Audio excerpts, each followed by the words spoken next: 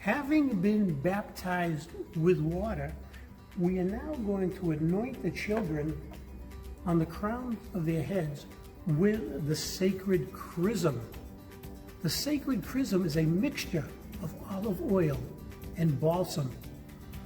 It smells so good, and after the baby is anointed with this, you're going to know that the baby has been to church. I always let the parents and the godparents smell it. But the sacred chrism is very important. On Tuesday of Holy Week, the Tuesday before Easter, at the cathedral in Boston, our Cardinal Archbishop celebrates what we call the Chrism Mass. Two very important things happen at that Mass. Number one, all of the priests of the diocese gather with the bishop and they renew their priestly vows. But the second most important thing is that the bishop blesses and consecrates all of the oils that are going to be used in the upcoming weeks and years throughout the church for all of the sacraments. So we have the sacred chrism, the oil of catechumens, and the oil of the sick.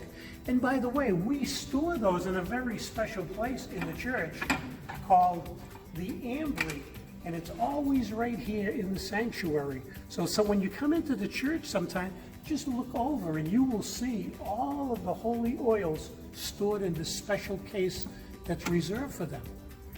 Now, the other thing that makes the chrism very, very important, it's used to make things holy. You know, if we were going to build a new church, we would bless the doorways and the altar before the first Mass was said. Today, we are going to seal the faith of the children that the parents have professed for them.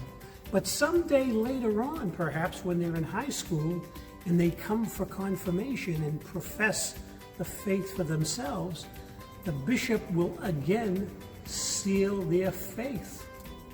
Now, in ancient times, when kings were brought forth before they were coronated, they were blessed with the holy oil, so that made them regal. That took them from the common people and made them regal. And that's what happens to children in baptism. They become regal. They become sons of God and daughters of God. And one more very, very important thing about sacred chrism is, should one of the boys decide to become a priest, during the ordination ceremony, his hands would be anointed with the sacred chrism. So we recite a prayer, and then we go around and we put the sacred chrism on the foreheads or the top of the head of each one of the children. So now, that means not only are they baptized, but they are christened, because that's where the term christening comes from.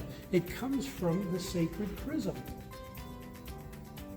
The next thing that we do that is very, very important, you know, most of the kids come to their baptism dressed in their white garments.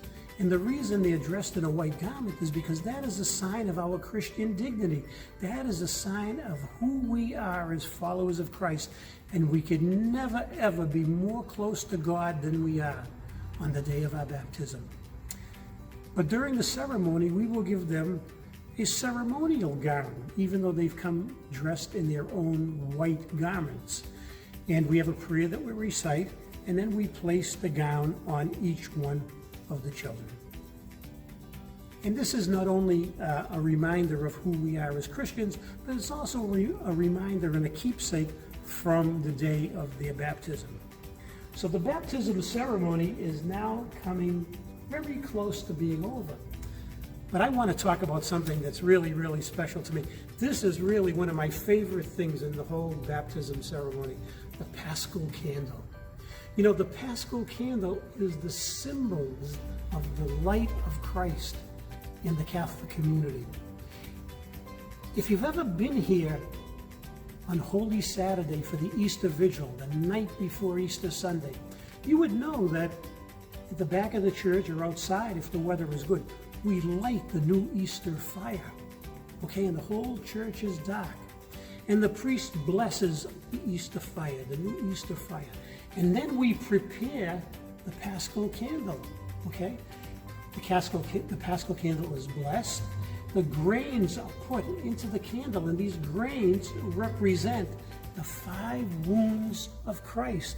If you look at the crucifix when you come to church, you notice that he has wounds where the nails were put into his body, where his body was pierced with a lance.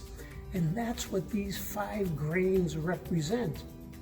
And then finally, we light the Paschal candle from the Easter fire.